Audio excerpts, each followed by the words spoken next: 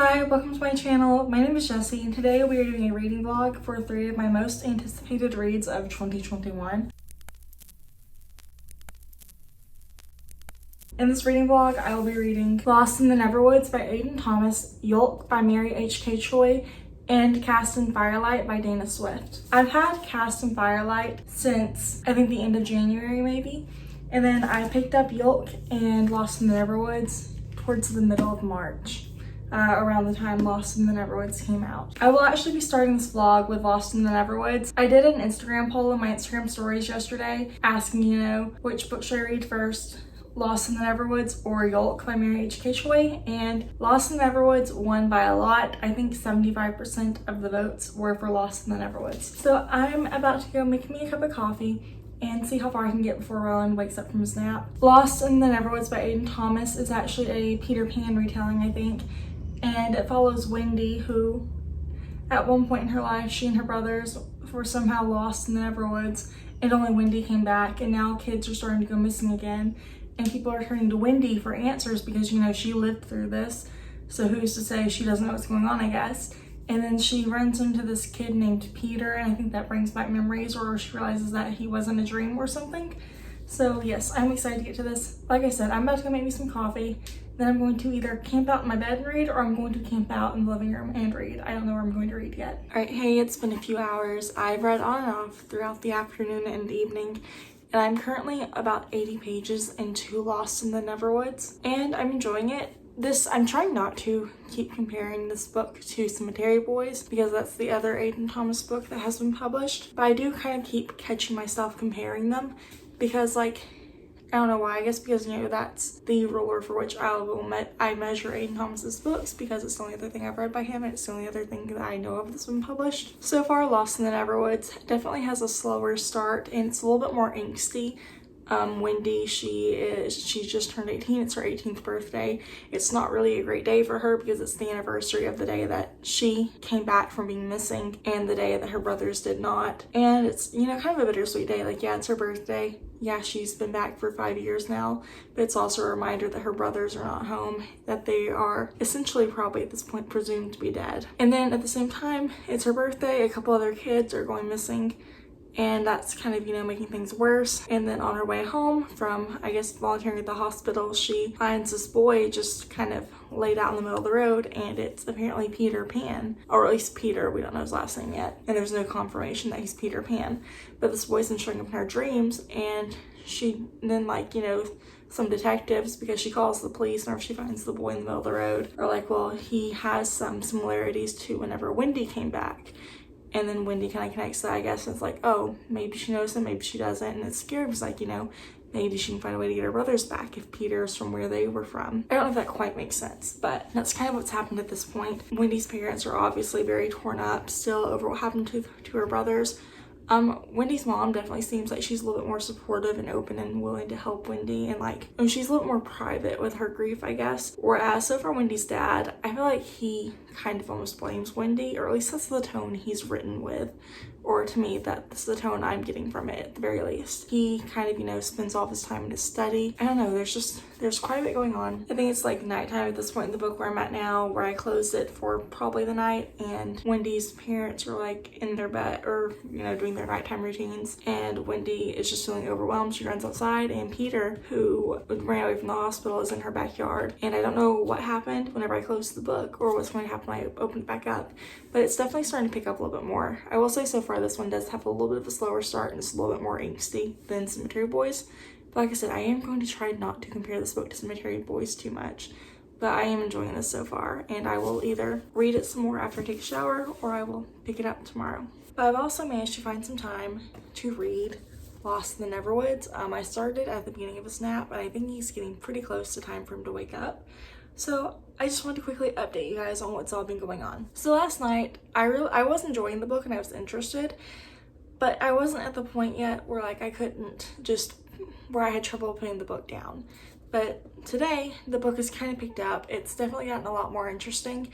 There's a lot more going on, and to where I'm getting to the point where I'm having trouble finding good spots to pause. I'm just under halfway through right now.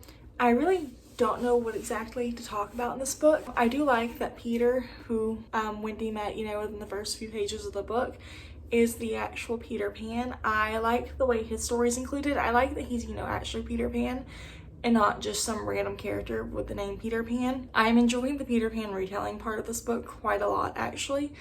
It's really interesting. I also like seeing parallels to, like, you know, or recreations really of some of the more iconic scenes I remember from the Peter Pan movie as a kid, or Peter Pan movies. I saw Hook and the animated one. I'm not sure if there's any more Peter Pan movies. I look a little rough right now, but we went for a walk and played outside. But this book is going really well. I really think there's a chance I can finish it tonight, but I am excited to get on with this book and to see how this is all going to end and how the story is going to keep going.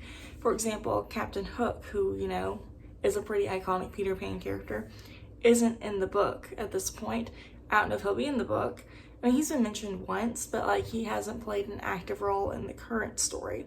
And so I'm interested to see how that will be brought in, if he's brought in at all. Hey, so it's like 9 in the morning. I'm about to have to go wake Rowan up because he's been sleeping in a little bit. I finished Lost in the Neverwoods by Aiden Thomas after 10 or 11 sometime last night. This is a 5-star rating for me. I loved this book. I wasn't expecting it to end the way it did. You finally find out at the very end what actually happened to John and Michael, Wendy's brothers. You also find out, you know, Wendy gets all of her memories back and she figures out what happens to her brothers. She and Peter work together to save all these other kids that have gone missing, and it was really good. I really don't know what I can say about this book without spoiling it, but I loved it. It was so great. I really liked the, you know, the whole Peter Pan retelling. I never read the original Peter Pan story, and I'm pretty sure this is the first retelling I've read, but I do know that I liked, you know, Hook and the original Peter Pan Disney cartoon when I was a kid. And so it was nice seeing, you know, some of the more, I guess you could almost say, iconic scenes from those two movies in the book, and I really enjoyed this. This was so good. I loved it so much. It was a little slow getting into, and I do think that if you go into this one, be aware that it's not going to be like Cemetery Boys, because I think because I read Cemetery Boys first, and that's the only other work I've read by Aiden Thomas, I kind of was expecting something more, a little bit lighter, with like a happier tone. And this book is a little bit more, I think I heard someone describe it as atmospheric. It's a little bit darker, it's a little bit more angsty even at times, which I wasn't quite expecting going into it, but it was still really good. But like once, you know, I got in my head that this is not Cemetery Boys, the only thing they really have in common is the author, that was where I was able to really start getting into the story and enjoying it, and this was really good. It was a 5-star rating. I am planning to start Yolk by Mary H.K. Choi today. I'm really excited for this one as well. Also, I love like the little details on the covers and stuff.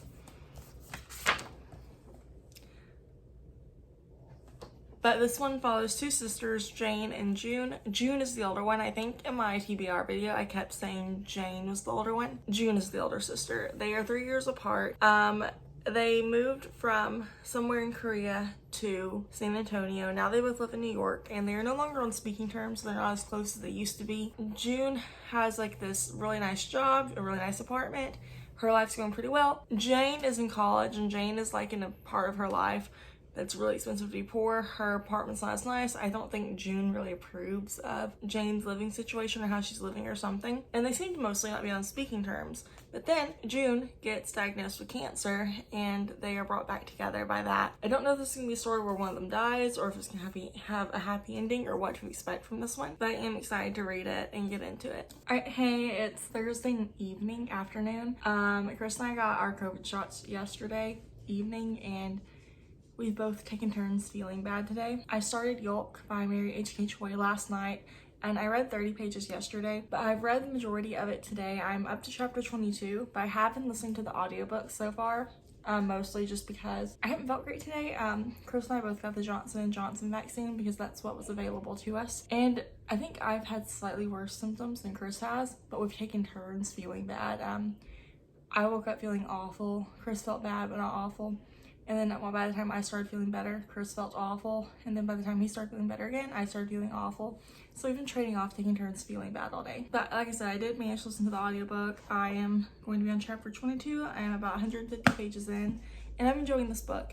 This book is really good. I think I was expecting it to alternate between Jane and June's POVs, and I actually kind of like that the whole book so far is from Jane's point of view. I really like the way Jane narrates the story. Jane is incredibly frustrated with her life and where she's at. This guy that she wasn't quite dating but was sleeping with, and he was kind of using her essentially. She's had like a rough time with him. She's also having like a rough time, I guess, being reacquainted with her sister. She's recently found out some stuff about June at the point in the book I'm in, and she and June are mad at each other. I'm an older sister, so it's really interesting to see like how these two sisters interact and compare and contrast, like my sister and myself. I don't think my sister and myself are like anywhere near Jane and June's level. Like, they definitely love each other, but they're also very petty and catty towards each other at times. But they've also have had very different circumstances. At this point in the book, I don't quite know what made them fall out, why they became estranged and why they stopped talking, but they're talking again, they know each other again, and that's really all because of June's cancer, excuse me. I am enjoying the book though, and I probably won't give you any more updates until I actually finish it though. Alright, hey, it's Saturday. I don't think I updated you guys at all yesterday, but I just finished Yolk by Mary H.K. Choi, and I love this book. I actually ended up listening along with the audiobook throughout the book just because that way I could do other stuff like dishes, laundry, whatever else, and still, you know what was going on in the book. And I love this book. It was great. It was amazing. It's my new favorite Mary H.K. Choi book. It was 5 stars. I will also say that this book, you may need a trigger warning or content warning for eating disorders. I believe Jane has bulimia, or at the very least, because I don't think she's ever officially diagnosed in the book, but she definitely has eating disorder tendencies, eating disordered habits. She has symptoms that look very similar to bulimia. And there's also a little resource page at the very end of this book. And also another cool thing about this book that I really liked is that after the acknowledgments in the physical book, there's another like little bonus chapter about, it's not quite an epilogue because it's not included in the audiobook, or at least not the audiobook that was on Scribd, but I like that that was included, and I enjoyed it, and I enjoyed like seeing a little bit more of the story. Throughout this book, I really enjoyed watching June and Jane's relationships, especially because the story is told from Jane's first person point of view, and so you really only know how Jane feels about June, how Jane thinks June feels about her, but in the end you kind of learn how June actually feels about Jane once she explicitly has to tell Jane, after Jane, I think, does a little bit of soul searching and kind of sees things from a different perspective after, her character's had a little bit of time to grow. And I also like the way Jane's character grew throughout the book, because, throughout the book at first, Jane's very vain, constantly obsessed with how she looks, how people perceive her, making sure she's perceived the way she wants to be. And then towards the end of the book, she still cares, I believe, but she's also more open to the idea that just because she's perceived some people as perfect doesn't mean they are, and that she's kind of just, I guess, more open to believing that everyone's flawed and it's not just her, I guess. I don't know the best way to explain it, but this was a really great book. And at some point today, I plan to start Cast in Firelight by Dana Swift, and this book follows 2 royal heirs, Adrian and Jatine, who are betrothed, and they hate each other, and I'm assuming they either met each other's children or they've heard about each other, but it's been either never or a long time since they've met. And so when they're both getting ready to come home from like learning magic school or something, I don't know if that's quite right, there's this force that's threatening one or both their kingdoms, and they end up teaming up to fight under false aliases, so they don't know that they're fighting the person that they hate. And this book, I believe this is supposed to be part of a duology, and the next book comes out January 2022. So I'm excited to get this one started. This was another one of my most anticipated books of the year. And so far, Lost in the Neverwoods and Yolk have both been great reads. They are both currently tying for my favorite book of this month. So I'm hoping I'll have really good luck with this one as well. Alright, hey, it is Sunday, and I have decided to DNF Cast in Firelight by Dana Swift. I'm only 60 pages in, and I've kind of learned some stuff about the book that I'm not quite comfortable with. So there's a lot of talk in Discord this weekend about, silence is violence, and just white women in general being poor allies after, last year, everything going on, right? With George Floyd's death and everyone stepping up and supporting Black people, and now everyone's kind of saying it's old, and really it's not old, it's been going on for years, but people are saying it's old and stuff. And so Jayanna Monique at Let Me Down on Instagram. She's been posting a lot of stories this weekend, and I recently watched, or I'm currently still in the middle of watching her Instagram live about this other person who was talking about, you know, like their page's safe space away from race talk and stuff. And then at some point in this weekend, she also shared a post about how or it's not focused solely on this book. Someone else had like pointed out to this other person that Cast in Firelight is written by a white author and it's about Indian culture. And so that kind of made me uncomfortable once I learned that. And that's because, you know that I personally wouldn't read a book with like an all black cast of main characters written by a white person. Because even I can read all the books about black main characters and black people and Hispanic people and Asian people. I can read all those books and read about all those characters' feelings. I can even read about people's true experiences, like in the form of memoirs.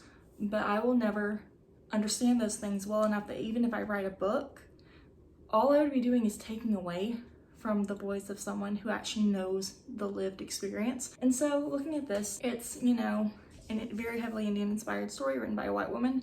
And if this was any other race, I wouldn't be reading it. And so I've decided to DNF it based on that. And then I went ahead and read the author's note, and Dana Swift in the author's note talks about how, you know, she did this in order for her children to feel seen. And that's fine because she's in a mixed relationship where she's white and her husband is Indian. And I think that's fine. I think though that what would have been better is to have written about a mixed race family, like somehow included, you know, if this story can be inspired by Indian folklore, like heavily inspired by Indian folklore to the point that the characters I think are essentially Indian, then you can also make it a mixed race fantasy in a way. And so I think that's kind of just where I'm at with this one. And I don't mean any disrespect towards the author.